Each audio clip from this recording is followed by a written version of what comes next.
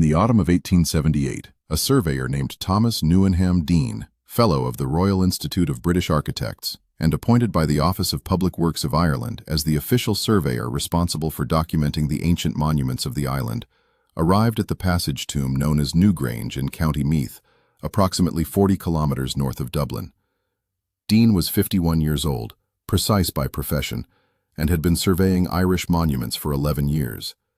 He had measured stone circles, hill forts, ecclesiastical ruins, and earthworks across 4 provinces. He had not encountered anything that prepared him for what his instruments would record at Newgrange. Newgrange was not, in 1878, an obscure site. It had been known since 1699, when it was opened by workers quarrying stone from the mound. Its passage, a narrow corridor approximately 19 meters long leading to a cruciform central chamber, had been accessible for nearly 2 centuries. Its 3 large carved stones at the entrance, covered in spiral and lozenge patterns, had been described and drawn by numerous visitors. What had not been done was a rigorous astronomical survey correlating the orientation of the passage with solar events. Deane spent 3 weeks at Newgrange with a theodolite, an optical instrument for measuring angles in horizontal and vertical planes, and a chronometer. He measured the orientation of the passage to within fractions of a degree. He measured the height of the roof box, a specific opening constructed above the entrance passage that is distinct from the passage itself. He calculated the solar azimuth for the winter solstice at the latitude of Newgrange. He then computed the relationship between this azimuth and the orientation of the passage and roof box. He found that on the morning of the winter solstice, the sun at the moment of its first clearing of the horizon would project a beam of light through the roof box, along the full length of the passage, and into the central chamber, illuminating the floor of the chamber for approximately 17 minutes before the sun's angle carried the beam off the chamber floor. He wrote in his survey report, submitted to the Office of Public Works in January of 1879. The orientation of this structure is not accidental. The alignment with the winter solstice sunrise is precise to within 1/3 of 1 degree of arc. To achieve this precision in construction, the builders required prior knowledge of the exact azimuth of the winter solstice sunrise at this location. Determining this azimuth by observation requires a minimum of 1 complete solar year of systematic daily observation.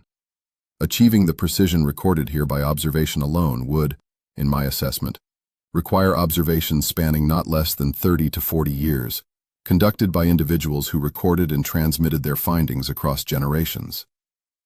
The report was filed with the Office of Public Works. It was not published. Newgrange is dated by the current academic consensus to approximately 3200 BCE, that is, roughly 5,200 years before Deane surveyed it. This makes it contemporary with the earliest phases of the Egyptian Old Kingdom and predates Stonehenge's major construction phase by several centuries. In 3200 BCE, the official history of science says the following about human astronomical knowledge. It was observational and practical. People tracked the sun and moon for agricultural and ritual purposes. They knew the solstices in a general sense, the longest and shortest days. They may have used horizon markers or alignments to track the sun's annual movement. None of this requires writing, none requires mathematics beyond counting, and none requires multi-generational coordinated observation programs. What Deane measured at Newgrange requires something more. The problem is precision. The winter solstice sunrise azimuth, the compass bearing of the point on the horizon where the sun first appears on the shortest day of the year, varies slightly from year to year due to the 18.6-year cycle of the moon's nodal precession, which affects atmospheric refraction and therefore apparent sunrise azimuth. It also varies over longer periods due to the slow change in the Earth's axial tilt, the obliquity cycle, with a period of approximately 41,000 years. At 3200 BCE, the obliquity was slightly different from today, meaning the winter solstice sunrise azimuth was slightly different from what it is now. Deane's measurement was for the 1878 azimuth. The builders of Newgrange aligned it for the 3200 BCE azimuth. Archaeoastronomers who recalculated this in the 20th century, including Professor Clive Ruggles of the University of Leicester in his 1999 study, Astronomy in Prehistoric Britain and Ireland, confirmed that when the obliquity correction is applied, the alignment is precise for the construction date. The builders aligned the structure for the winter solstice sunrise azimuth of their own time, not ours. They knew what they were doing with sufficient precision to account for a value that changes by fractions of a degree per century. This level of observational precision does not arise from casual watching of sunrises. It requires systematic measurement over time, recording of results, and transmission of results across generations. It requires, in short, an institutional scientific practice. Institutional scientific practice of this kind is not attributed to any culture of the 5th millennium BCE. Deane's survey was submitted to the Office of Public Works and not published. The reason, based on the correspondence in the office's archive for 1879, was straightforward. The office's primary function was preservation and maintenance of monuments, not scholarly publication, and the publication of detailed archaeological and astronomical surveys was not within its standard remit. Deane was instructed to file his report and return to his other assignments. The report was filed. It was there in the archive for nearly a century. The astronomical significance of Newgrange's alignment was not published until 1974, when archaeoastronomer Michael O'Kelly, who had been conducting systematic excavations at Newgrange since 1962, described his first direct observation of the solstice illumination of the chamber in a paper in the journal Antiquity. O'Kelly had crouched in the central chamber at dawn on the 21st of December 1969 and watched the light enter through the roof box and travel along the passage floor to his feet. His paper in Antiquity in 1974 described this observation and its implications. It generated immediate and significant academic attention, and a delayed recognition that Deane had measured the same alignment 95 years earlier and filed his report in an archive in Dublin. The difference between Deane's report and O'Kelly's paper is not the discovery. It is the context. Deane measured an alignment. O'Kelly published in a scholarly journal, with the appropriate framing for academic reception, at a moment when archaeoastronomy was being established as a legitimate discipline. The observation was the same. The reception was entirely different. The question Deane raised in 1879, how did the builders of Newgrange know the winter solstice sunrise azimuth with sufficient precision to align a structure to within 1/3 of a degree, has received more academic attention since O'Kelly's 1974 paper than in the preceding century. The answers that have been proposed fall into 3 categories. The first is the experimental accumulation model. A community of people, over generations, made marks on the surrounding landscape, tracked the sun's annual movement using horizon features, and gradually refined their knowledge of the solstice azimuth to sufficient precision. This requires no writing, no mathematics, no instruments. It requires only sustained attention across many human lifetimes. This is the model most academic prehistorians favor. The problem with it is the precision itself. The alignment at Newgrange is accurate to within approximately 1/3 of a degree. The solar disk has an angular diameter of approximately 1/2 a degree.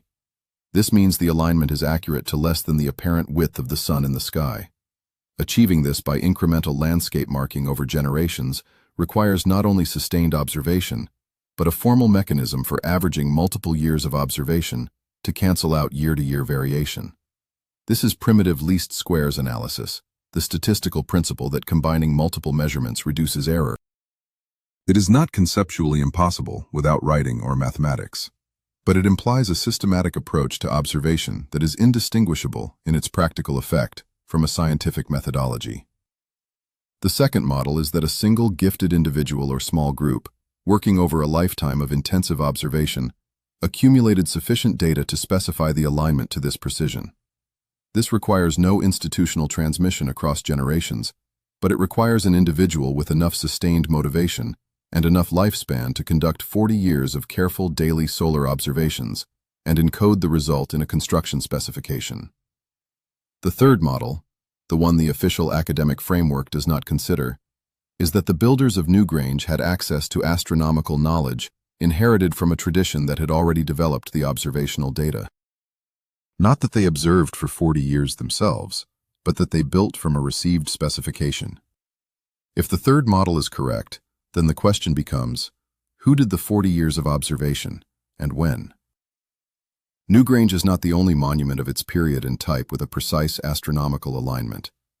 At Maeshowe on the Orkney Islands in Scotland, dated to approximately 2800 BCE, roughly contemporary with Newgrange, a similar passage tomb is aligned to the midwinter sunset. On the days surrounding the winter solstice, The setting sun shines along the passage into the central chamber. Deane did not survey Maze How, but Royal Commission surveyors working in 1861 documented the alignment and noted its precision. At Gavrinus in Brittany, France, dated to approximately 3500 BCE, earlier than Newgrange, a passage tomb with extensive spiral carvings on its interior stones is aligned to the winter solstice sunrise. The carving styles at Gavrinus are sufficiently similar to those at Newgrange that some researchers have argued for a shared cultural tradition. Both sites use the same specific artistic vocabulary: concentric spirals, lozenge patterns, arc and dot motifs on their structural stones.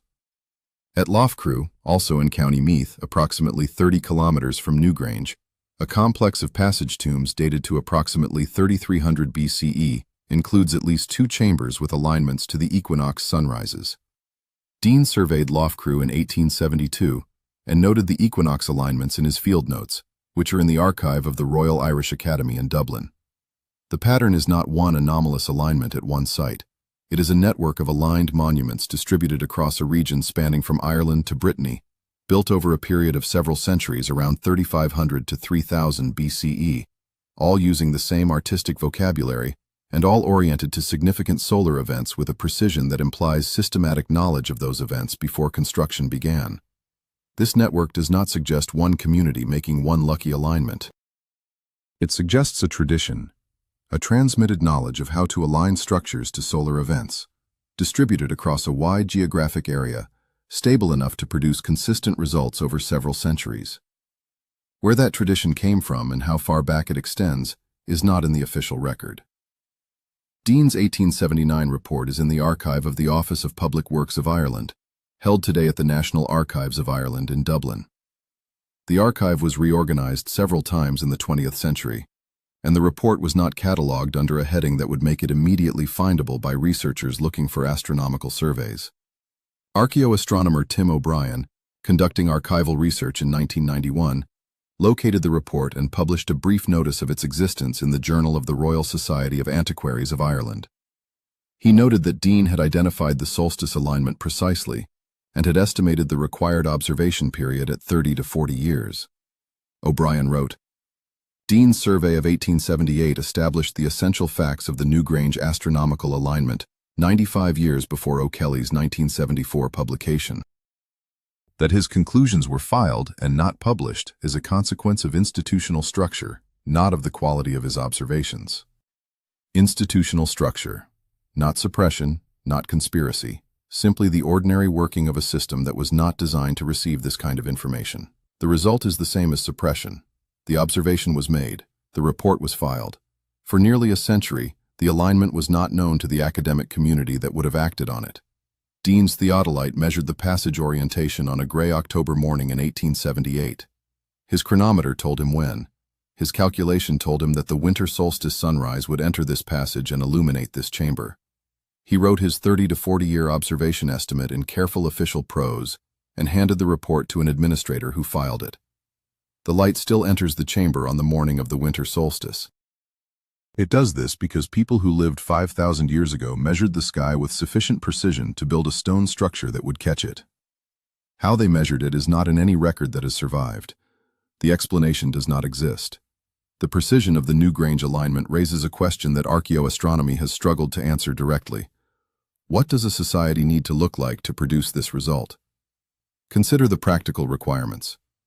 To determine the winter solstice sunrise azimuth to within 1/3 of a degree, you need to measure the azimuth of sunrise on multiple mornings around the solstice and identify the precise minimum, the day when the sun rises at its most southerly point, which is the solstice. This is not difficult to conceptualize, but it is technically demanding to execute precisely. The sun's rising azimuth changes very slowly near the solstice. In the days immediately before and after the solstice, the change in azimuth is small enough to be within the measurement error of naked eye observation. To identify the solstice azimuth to 1/3 of a degree, you need measurements from multiple solstice periods, multiple years, to average out the year-to-year variation caused by atmospheric effects and the observer's own measurement error. How many years? The minimum, according to calculations by Ruggles in his 1999 study, is approximately 5 to 7 years of careful observation to achieve 1 degree precision, and approximately 30 to 40 years to achieve 1/3 degree precision through averaging. This is the basis for Deane's estimate in 1879, which Ruggles confirmed independently nearly a century later using modern statistical methods. 30 to 40 years. This is longer than a typical human working life in 3200 BCE, when life expectancy at birth, not at adulthood but at birth, was approximately 30 to 40 years. This means the observation program that produced the Newgrange alignment required either one exceptionally long-lived and dedicated individual or the transmission of observational data from one generation to the next across at least 2 human lifetimes. Transmission across generations requires a recording system. Not necessarily writing in the formal sense, but some mechanism for passing numerical or spatial information from one observer to their successor without loss of precision. A tradition of teaching with specific methods for communicating the accumulated azimuth data. A practice, sustained across generations, whose purpose was the precise characterization of a single annual solar event. This is an institution. It is small, perhaps. It may not have had buildings or formal hierarchy, but it had continuity, it had method, and it produced a result to a precision that required systematic effort. Where this institution came from and what it knew beyond the winter solstice sunrise is not in any record that survived the 5,000 years between Newgrange and Deane's theodolite. There is one physical detail of Newgrange that Deane measured in 1878, and that subsequent analysis has made more significant, not less: the roof box. The roof box is a separate opening above the main passage entrance, approximately a meter wide and 20 centimeters high, positioned precisely to admit the solstice sunrise beam along a specific trajectory. It is architecturally distinct from the passage. It is not necessary for access to the chamber. It does not serve any structural function, and it is precisely dimensioned and positioned to allow sunlight to enter only on the days immediately surrounding the winter solstice. On any other day of the year, the sun's angle is either too high or too low to enter through the roof box. The roof box is not an accident of construction. It was built deliberately for this specific optical function. This is conclusive for the deliberate astronomical intention of the alignment. You do not accidentally build a precisely dimensioned light channel that admits sunlight for 17 minutes on the shortest day of the year. But the roof box also has a second implication. It was built after the passage. The passage orientation was established first, based on the observational data accumulated over 30 to 40 years. The roof box was then constructed to admit light along the trajectory defined by that orientation. This means the builders knew, before they began construction, what angle the solstice sunrise beam would travel at in this specific location. They built the opening to capture that beam. This is not iterative construction. Build something, see if it works, adjust. This is specification-driven construction. Know the required parameters, build to them. The difference is the difference between a craftsman who makes things until one works and an engineer who calculates what is needed and builds to that specification. The engineers of Newgrange knew what they were doing before they started. Deane measured this in 1878. He filed his report with the observation that the builders had required prior knowledge of the solstice azimuth. His estimate of 30 to 40 years of observation is the same number Ruggles calculated independently with modern statistics. The light enters the chamber every winter solstice. It does so because someone 5,000 years ago had the patience, the method, and the institutional memory to measure the sky with sufficient precision to build a stone structure that would catch it. The explanation for how they learned this does not exist. Deane's original survey notebook is in the archive of the Royal Institute of British Architects in London, where his personal papers were deposited after his death in 1899. The notebook contains 17 pages of measurements and calculations for Newgrange, written in the precise hand of a professional surveyor. The theodolite readings are recorded in degrees, minutes, and seconds of arc. The chronometer times are in hours, minutes, and seconds. The calculated solar azimuth for the winter solstice at the latitude of Newgrange, 53 degrees, 42 minutes north, appears on page 14, circled in pencil, with a note in the margin. Passage orientation matches within 20 minutes of arc. 20 minutes of arc is 1/3 of a degree. Deane knew what he had found. He filed his report. He went on to other work. He published nothing about Newgrange in any academic venue. His survey notebooks, with their precise measurements and their penciled circle around the solstice azimuth, sat in an archive for over a century. The light enters the chamber every winter solstice morning, for 17 minutes, and illuminates a floor that people built 5,000 years ago by measuring the sky with a precision that Deane confirmed in 1878, and that Ruggles confirmed again in 1999, with calculations he did not know Deane had already made. The explanation for how they did it does not exist.